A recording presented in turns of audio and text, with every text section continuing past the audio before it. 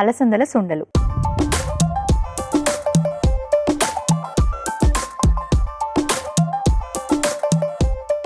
మరి అలా తయారు చేసుకోవాలో ఇప్పుడు చూపిస్తాను.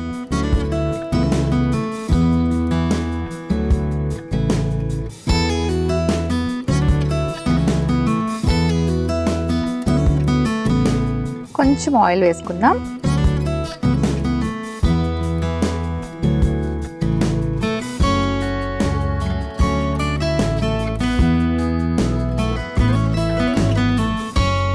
కాస్త ఆవాలు. వర్షాలు పడేటప్పుడు కానీ వింటర్ సీజన్లో కానీ వేడివేడిగా ఏదైనా తినడం అన్నది చాలా మంచిది. అండ్ ఫుడ్ ఎప్పుడు కూడా అలా వామ్గా తీసుకోవడం వల్ల డైజెషన్ ఈజీగా అవుతుంది. అందులో అలాంటి ఫుడ్ తీసుకోవడం వల్ల ఎటువంటి బ్యాక్టీరియల్ ఇన్ఫెక్షన్స్ కూడా రాకుండా ఉంటాయి. ఎస్పెషలీ బయట ఫుడ్స్ తీసుకునేటప్పుడు ఈ స్టమక్ అప్సెట్ కానీ ఇండైజెషన్ కానీ ఇలాంటి ఈకోలి అనే బ్యాక్టీరియా వల్ల వస్తూ ఉంటాయి. కాబట్టి అలా రాకుండా ఉండాలి అంటే సేఫ్గా ఇంట్లోనే చక్కగా ప్రిపేర్ చేసుకోవడం అనేది చాలా ఇంపార్టెంట్. సో ఆవాలు కొంచెం ఫ్రై అయ్యాక మనం ఇక్కడ కరివేపాకు కొంచెం వేసుకుందాం. అలాగే కాస్త ఉల్లిపాయ ముక్కలు,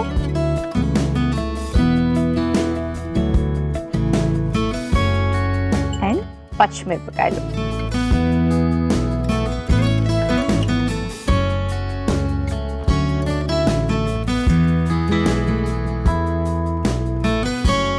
కొంచెం పసుపు,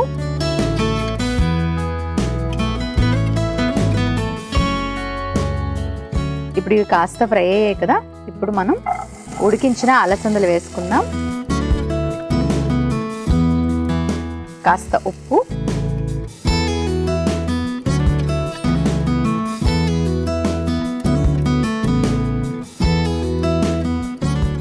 అండ్ ఇందులో మనం యాడ్ చేసుకుంటున్నాం కొబ్బరిలో గుడ్ ఫ్యాట్స్ ఉంటాయి. ఈ ఫ్యాట్స్ మన బాడీకి చాలా చాలా ఇంపార్టెంట్. సో మరి అలాంటి ఫ్యాట్స్ని ఎక్కువగా తీసుకోవడం అంత మంచిది కాదు, కానీ లిమిటెడ్ పోర్షన్లో తీసుకోవచ్చు. ఒక 2 స్పూన్ల వరకు మనం చక్కగా ఈ కొబ్బరి అన్నది వేసుకోవచ్చు.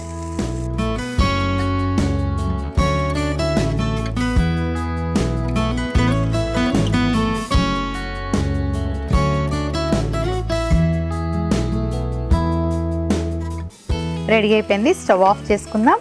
ఇప్పుడు ఒక సర్వింగ్ బౌల్ తెచ్చుకుంటాను.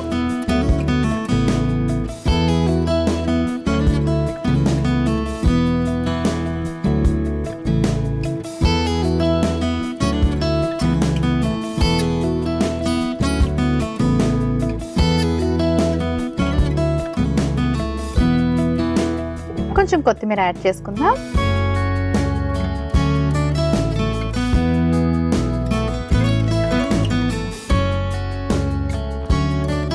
అలసందల సుండలు రెడీ అయిపోయాయి.